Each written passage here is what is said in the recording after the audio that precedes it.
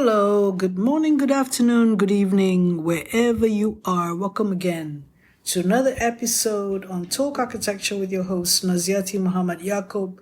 We are continuing under the umbrella topic of why are design drawings getting worse, explained by architects, engineers, and construction professionals.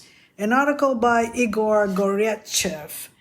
And this is the sixth episode on the subtopic of communication gaps in global teams. Now we're getting towards something that is specific to global teams. And again, the issue of communication is coming up in this particular topic. I would read out the passages from the article and then give comments. With projects increasingly becoming international, communication has become easier and more complicated. While technology allows various teams worldwide to share a single project, it does throw up some new challenges. This is a specific problem, but it's something that we need to learn because it's increasingly common to have global teams. So Igor continues with such obstacles, including language barriers and cultural differences, that may result in misinterpretations and inconsistencies in drawings, inconsistencies in different standards and methods of drafting in different countries, add more twists, making the alignment of documents difficult or impossible. Many professionals' challenges include imparting communication and ensuring everyone is on the same page regarding quality expectations. Quality suffers greatly when there is no consistent communication and coordination regarding making drawings. Okay, so there is a quote from a structural engineer in Finland.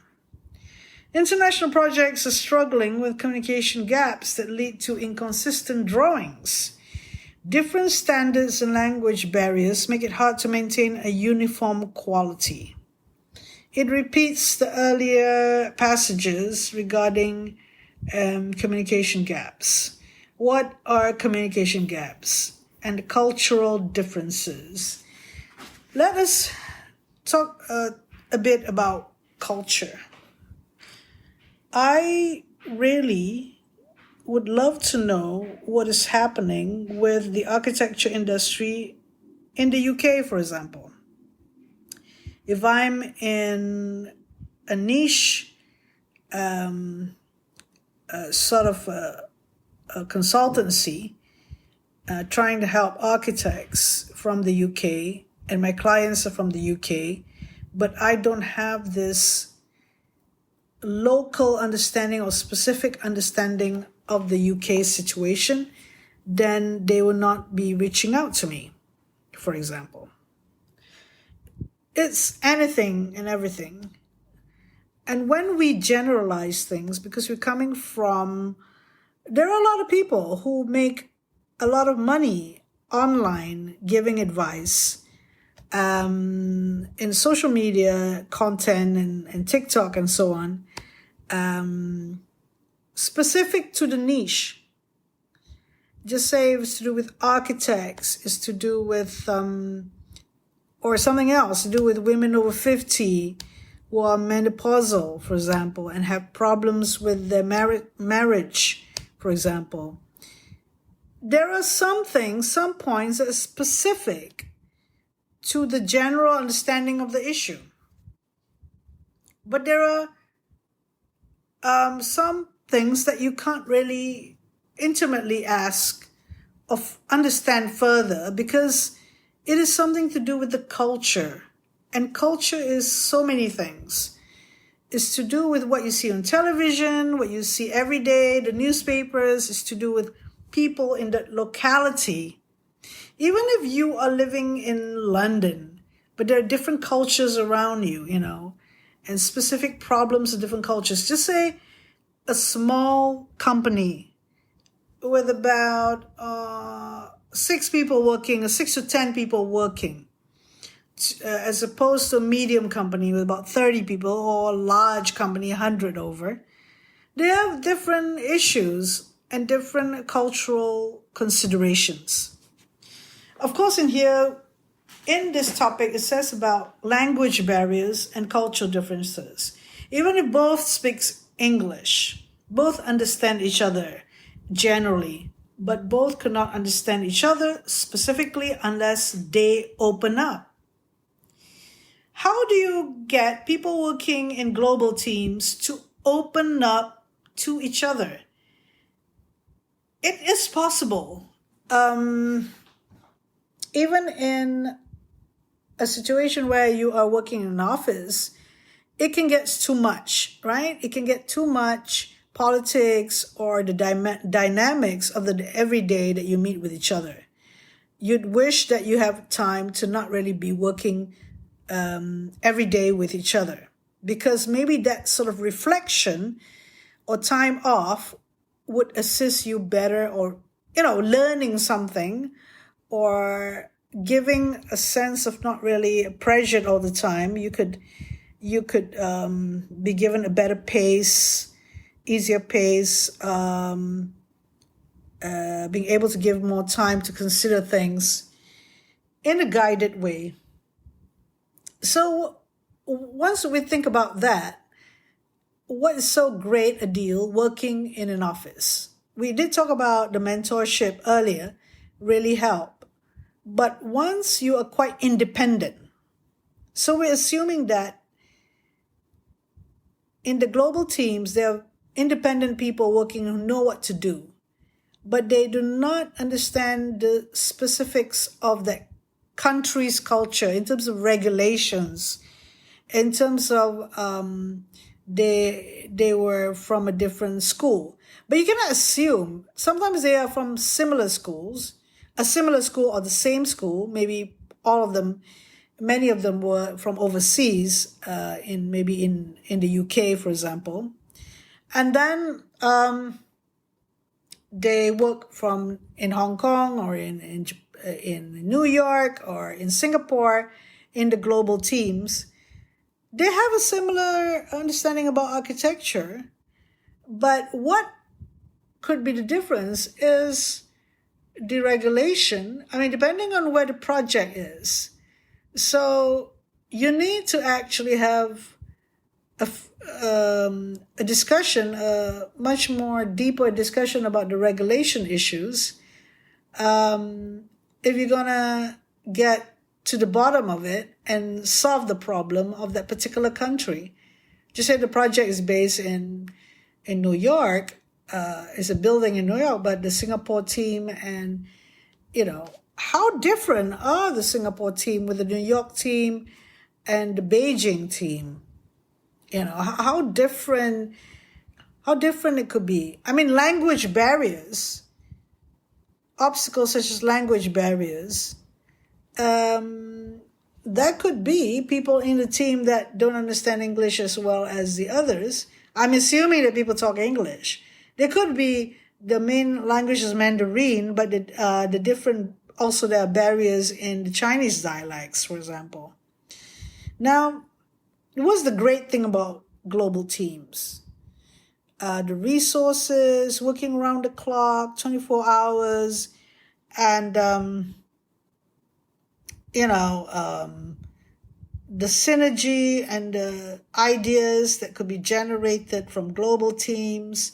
What are the good things first? So if communication gaps in terms of language barriers and cultural differences, then you would need to have in that particular city people who will be able to converse in the language that is you're communicating with. There is no exception to the rule where you need to be able to overcome language barriers, for example. I have been working with people who do not have a good command of English before. And I do a lot of sketching or diagrams, or talk with a lot of other senses and not just English. And it helps when you could communicate in different ways to illustrate a point.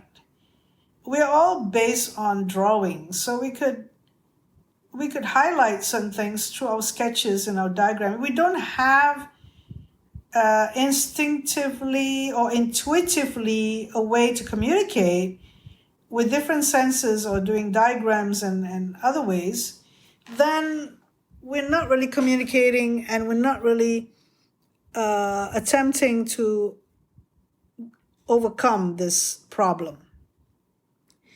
I mean, maybe there's more reiteration or feedback loop with the other team in a different country. You really need to do your Zoom calls because you're not going to be together physically.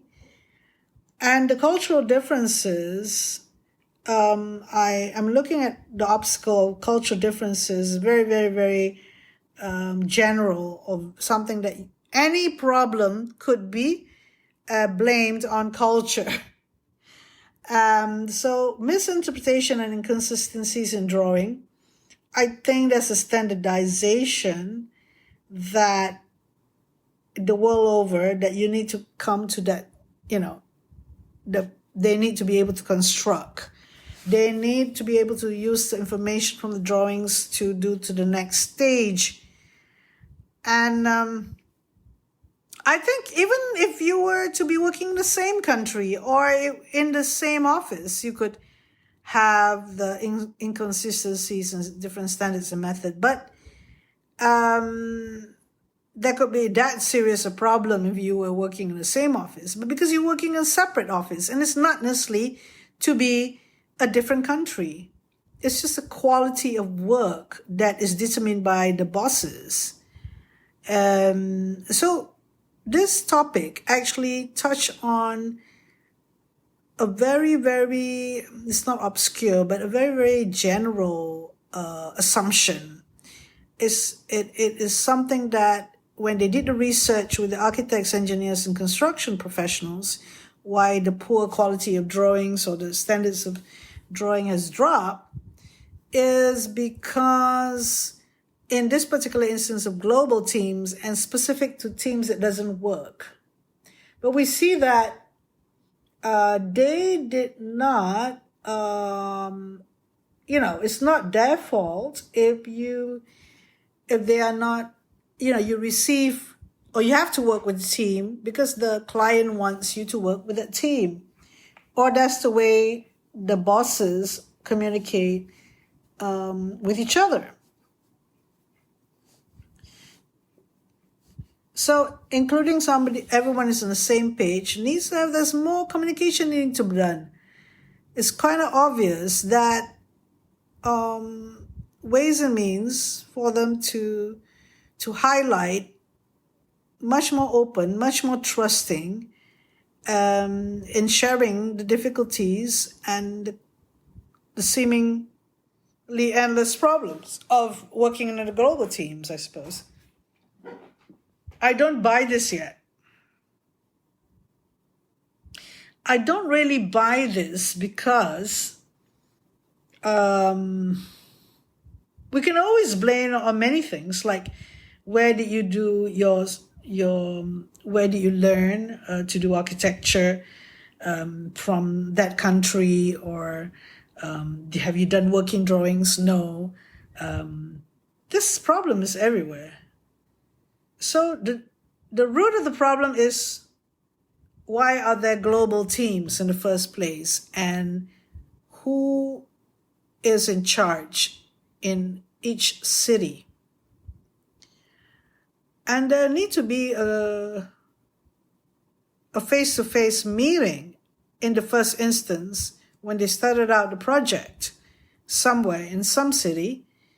The main protagonists, or shall we say the main associates, will meet and outline or go into detail how things are supposed to be done, what is the standard they're supposed to achieve. If they were working with another team and they say these are standard of the drawings that needs to be achieved, and the other team cannot fulfill it for some reason, the production team is in another country and the design team is in another country, then that is a big problem, because when standardization is compromised, or the benchmarking of what standard you need to achieve is compromised, then there'll be a lot of difficulties and there'll be delays. So why did you do a global team in the first place? So the pros of having a global team must override or must be even better than the cons. So the structural engineer mentioning international projects are struggling with communication gaps that lead to inconsistent drawings. Different standards and language barriers make it hard to maintain a uniform quality. So this structural engineer is saying uniform quality. So obviously this person has the quality in mind. So how is this person unable to receive the right quality? And they blame it on the fact that the other team is in another country and there's a background to it. They could border on prejudice, or it could border on thinking that, you have your beliefs or your perception of the persons from the other country not good enough compared to your country. And somehow, these are things that you were asked to work with the other people, the other team from the other country, but you regret having to do that because of this, and you have to go and resolve the drawings on your own, and you have to do extra work. That is a problem that need the directors to resolve it immediately. I think it's a very specific problem. Is it generally like that with global teams, that you have this problem? If the author of this article find more examples of this nature, and not just one or two examples of this nature, then it's very specific to global teams issues. And I guess not everybody have a chance to work with global teams. So with that, I have nothing else to say but to end this podcast episode on communication gaps in global teams. And I hope that you could follow me in the final episode number 7, under the umbrella topic of why are design drawings getting worse, explained by AEC professionals.